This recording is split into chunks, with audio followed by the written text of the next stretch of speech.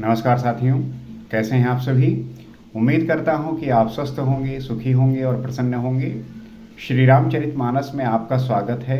हम श्री रामचरितमानस के माध्यम से जीवन के विभिन्न पहलुओं को जानने और समझने का प्रयास करते हैं और इसमें जो आपकी सहभागिता है, इसमें जो आपका योगदान है, वो सराहनीय है, महत्वपूर्ण है, क्योंकि साथ में मिलकर हम श्री राम के चरित्र का गुणगान कर सकते हैं और उन्हें जो है जान सकते हैं। क्योंकि मेरे अंदर इतनी प्रतिभा और इतनी क्षमता नहीं है कि मैं उनके गुणों का जो है बखान कर सकूं, वर्णन कर सकूं। बस आप लोगों का कृपा और आप लोगों का आशीर्वाद बना रहेगा, तभी जो है इसमें हम सफल हो सकेंगे और इस अमृत का जो है रसपान कर पाएंगे।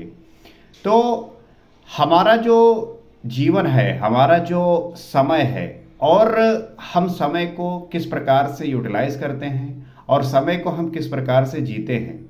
क्योंकि अगर आपने जीवन में होश नहीं साधा तो आपका जीवन इस प्रकार से नरक बनेगा कि आपको कल्पना नहीं है कि आप कहाँ पे और किस प्रकार से जीवन को जी पा रहे हैं। तो सबसे ज़्यादा आवश्यक है कि आप जो है जीवन को बहुत ध्यानपूर्वक जीने का प्रयास करिए। एक एक क्षण को उत्सव बनाइए, एक एक क्षण को जो है ये समझिए कि बस इसके बाद ये जो है समय वापस आने वाला नहीं है। और जब आप इस भाव से जिएंगे, जैसे मान लीजिए आज 26 फरवरी 2026 है, अब आप इस भाव से जिए कि ये जो दिन है, ये जो वर्ष है, इस दिन का ये जो महीना है और इस साल का इस महीने के इस दिन को हम किस तरीके से यूटिलाइज करते हैं। क्योंकि अब ये कभी आने वाला आपकी लाइफ में नहीं है और हमें जो जीवन मिला है, इसी जीवन को किस प्रकार से जिएंगे, ये सबसे बड़ी उपलब्धता होती है एक व्यक्ति के लिए। क्योंकि इसी जीवन को कोई व्यक्ति इतने महत्वपूर्ण बना देता है कि उसके दर्शन के लिए जो है पूरी दुनिया जो है आतुर रहती है। और कुछ लोग ऐसे होते हैं कि अपने जीवन को इस प्रकार बना देते हैं कि कोई मतलब कुत्ता तक नहीं पूछता। तो कहने का तात्पर्य है कि आप अपनी यूटिलिटी को, आप अपनी योग्यता को खुद ही जो है समझ सकते हैं और इसको जो है उपयोग करते हुए आप उस स्थिति पे पहुंच सकते हैं। इसके लिए जो सबसे आवश्यक है वो है आपकी निरंतर साधना, आपका जो है निरंतर इसके प्रति होश में रहना। क्योंकि आपने एक मिनट भी, एक क्षण भी अपने आप को बेहोशी की हालत में ले गए तो उसके परिणाम स्वरूप आपको जो उसका फल है वो देखने को मिलता ही है। और हमें जो है सदैव इस बात का ध्यान रखना चाहिए कि जो हमारा अहंकार है वो हमारे व्यक्तित्व में दाग लगा देता है। आप देखेंगे, आप कहीं भी जाइए, किसी भी स्थान पर जाइए, लोग देखो वो सारे अहंकार से बिल्कुल भरे हुए हैं। उनके जीवन में अहंकार इस स्तर पर है, उनका जो ईगो है वो इस स्तर पे है कि वो जो है एक क्षण भी किसी के सामने झुकना नहीं चाहते, किसी के सामने कुछ प्राप्त नहीं करना चाहते और उनका अहंकार ही उनको जो है मूर्ख और नासमझ बनाता है। तो मेरी आप सभी से ये उम्मीद है कि आप जो है इन बातों को ध्यानपूर्वक समझ पा रहे होंगे और इसको अपने जीवन में धारण करेंगे। और श्री रामचरितमानस में गोस्वामी तुलसीदास जी ने इन सारी बातों को इतनी समझ और इतने बोध के साथ बताया है कि कोई भी व्यक्ति अगर इस ग्रंथ का पाठ करता है, इसका जो है नित्य मनन करता है, तो इसमें जो विद्या दी हुई है, इसमें जो बुद्धि दी हुई है, इसमें जो ज्ञान है, शिक्षा है, उसको धारण करके आप अपने जीवन को उस स्तर पर ले जा सकते हैं जहाँ पे होने के लिए ये जन्म लिया है। तो आइए हम साथ में मिलकर उन सारी बातों को जानने और समझने का प्रयास करते हैं जो गोस्वामी तुलसीदास जी ने अपने उन अमृत भरी कथा को बड़े ही सरलता से, सहजता से जो है प्रदर्शित किया है, लिखा है। और हम उसको पढ़ने के साथ ही हमारे भीतर वो जो हल्कापन, हमारे भीतर वो समझ, हमारे भीतर वो नॉलेज धीरे धीरे अपने आप जो है विकसित होने लगता है और हम अपने जीवन की उत्कृष्टता की ओर जो है बढ़ने लगते हैं। तो जैसा कि हमने पिछले एपिसोड में ये समझा कि सारे देवता शिव जी के पास पहुँचे और वो ये चाहते हैं, उन्होंने ये जाहिर किया कि मैं जो है आपकी शादी जो है हो तभी जो है तारकासुर का जो है वध कर सकते हैं। इस अभिलाषा से वहाँ पे गए और शिव जी से जो है ये बात कही कि सारे लोग, सारे देवता लोग ये चाहते हैं कि अपनी आंखों से आपका विवाह देखें। तो गोस्वामी तुलसीदास जी लिखते हैं, यह उत्सव देखै भरि लोचन, सोई कछु करहु मदन मन मदमोचन, काम जार रत कहु बर दीन्हा, कृपा सिंधु यह अति भल कीन्हा। हे कामदेव मद को चूर करने वाले, आप ऐसा कुछ कीजिए जिससे सब लोग इस उत्सव को नेत्र भरकर देखें। हे कृपा के सागर, कामदेव को भस्म करके आपने रति को जो वरदान दिया है सो बहुत ही अच्छा किया। तो ब्रह्मा जी ये बात कह रहे हैं कि आपने कामदेव के मद को जो है चूर किया।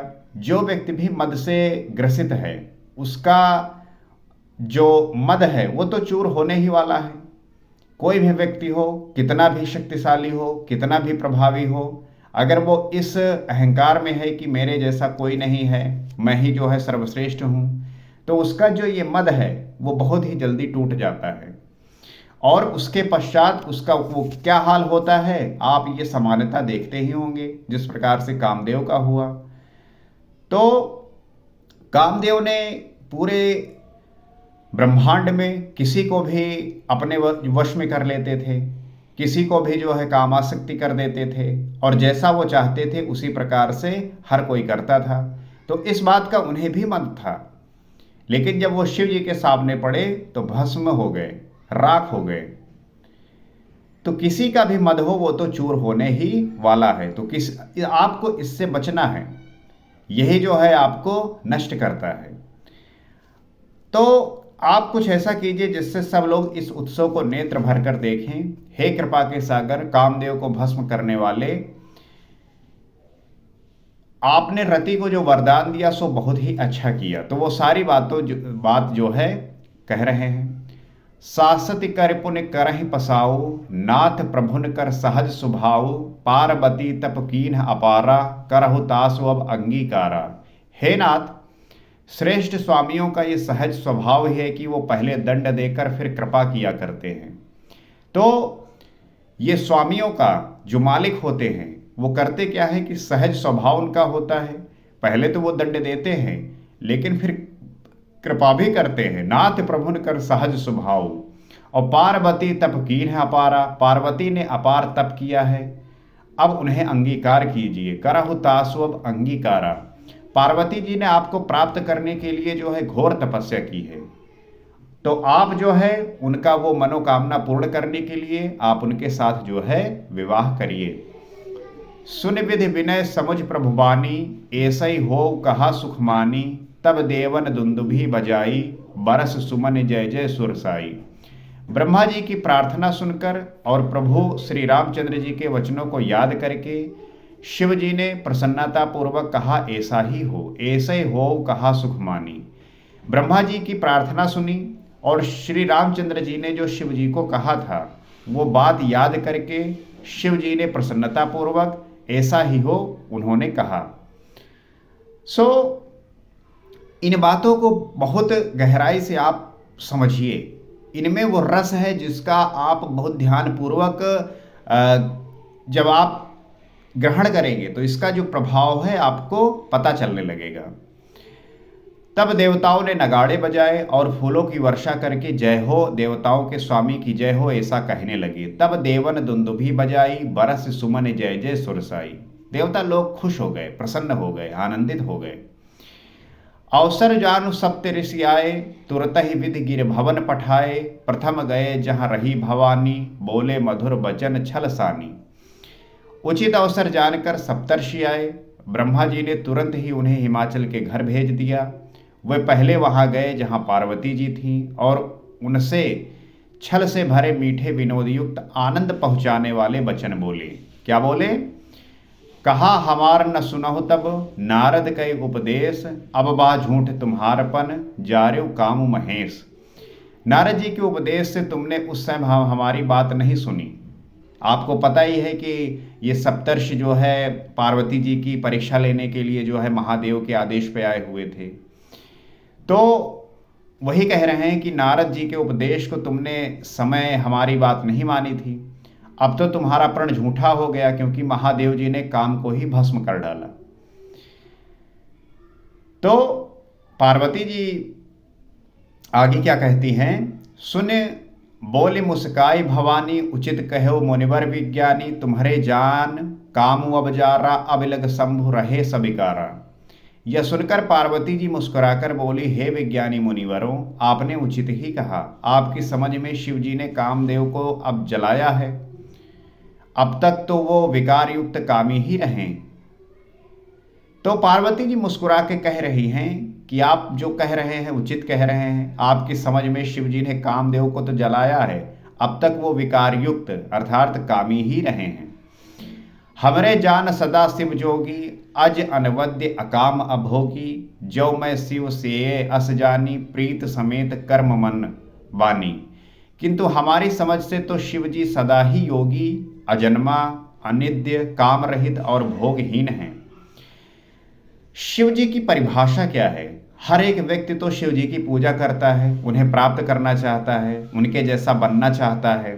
आप देखेंगे, मुझे तो सबसे बड़ा आनंद ये आता है कि लोग जो है महादेव का स्टेटस तो अपने फ़ोन में लगाते हैं, महादेव का जो मंत्र है उसको जप तो करते हैं, लेकिन क्या उनको समझ पाते हैं?